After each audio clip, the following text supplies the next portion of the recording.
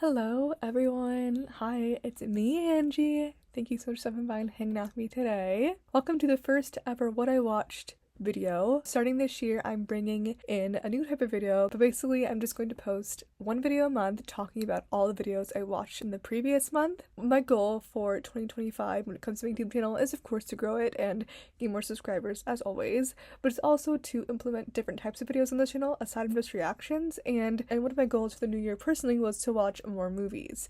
So I wanted to kind of hold myself accountable to that by making these videos talking about the movies I watched in the previous month. And I'm super excited to do that because I've watched some good movies this year so far. So let's get into it. Let's talk about all the movies I watched this year. If you want to follow me on Letterboxd, you can check out my Letterboxd, which is linked in the description below. And you can follow along with me as I watch and rate and review the films I'm watching in real time. And if you follow me on there, I'd love to follow you back. Let's just jump right into this. The first, film, quote unquote, I watched was actually on the 1st of the new year. January 1st, I watched a mini-series on Netflix called Cold Case: Who Killed JonBenét Ramsey. This is like a little mini-series about the very, very sad and unfortunate murder of a young girl named JonBenét Ramsey, and it is still unsolved to this day, hence it's a cold case. And I have been familiar with this case for a while now. I think I first actually heard about it from Kendall Ray's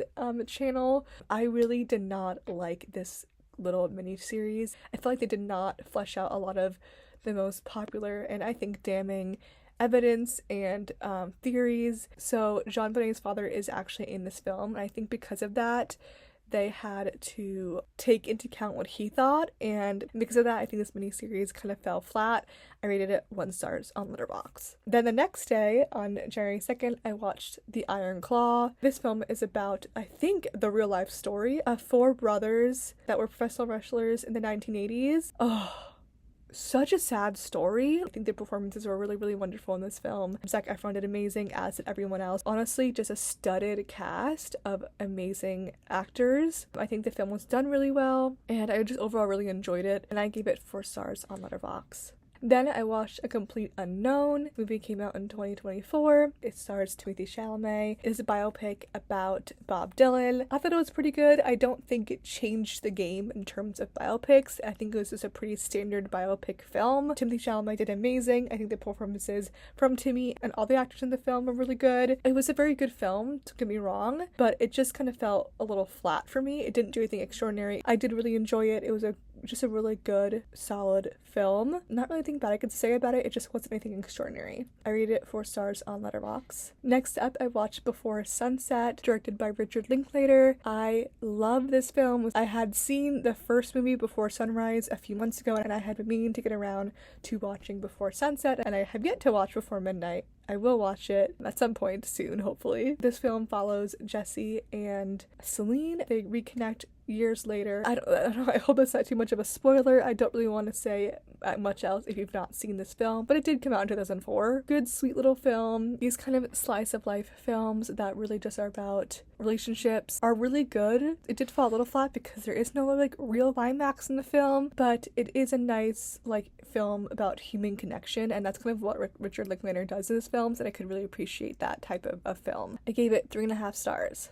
Then I finally watched Dune Part 1. This film is so freaking long. I had to watch it in 2 sittings. This film follows Paul Atreides and his family as he kind of follows his great destiny. It was good. I'm not very familiar with Dune, and so I feel like a lot of it I couldn't follow because I'm just not familiar with the books. I think I would have liked a lot more if I could understand it better and I had the knowledge to understand it. Very beautifully done. The cinematography and direction is so well done, and so is all the performances. I just could not. I just could not get into it. I just don't think it's a film for me and my audience, but I could appreciate it as a really good film. 3.5 stars from me. The next day, on the 24th, I watched Avicii, I'm Tim on Netflix, which is a documentary about Avicii, about his life and up to his last days. Oh my god. Stunning film. I thoroughly enjoyed this film. Very sad, but damn, like, what a loss to the music community. And it just made me realize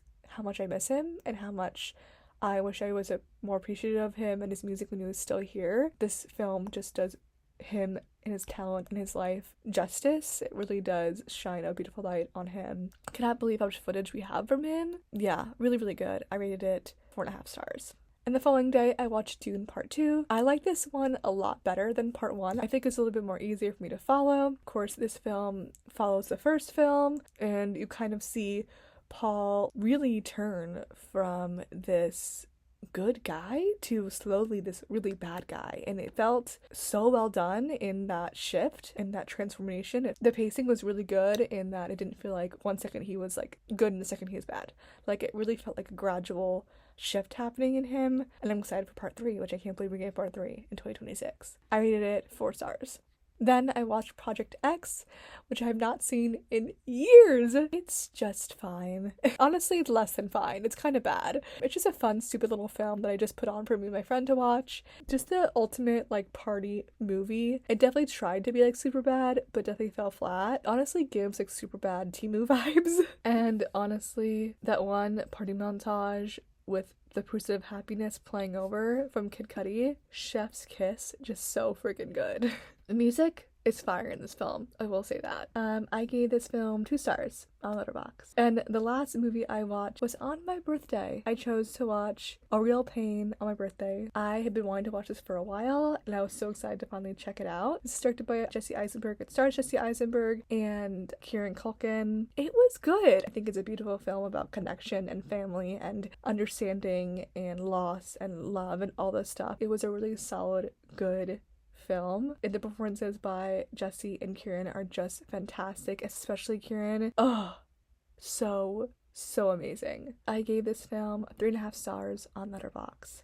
And that was it. That was all the movies I watched in January of 2025. I watched 9 movies, and to think that I was not going to be able to watch 2 a month and I watched 9 in 1 month, I'm pretty freaking proud of myself. I think the goal of me watching 25 movies in 2025 is going to go out the window. I don't think I want to give myself a new goal. I think I just want to see how many movies I can watch this year and just watch the most. But there you go. That's it. I know this is a different video that I usually put on this channel, but I'm really excited for these videos. I'm really excited to get back into films and talking about films.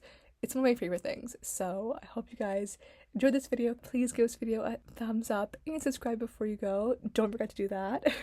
The music reactions aren't going anywhere, but I'm really excited to incorporate these videos on this channel. So please subscribe to stick around. Either way, I just hope to see you guys in my next video.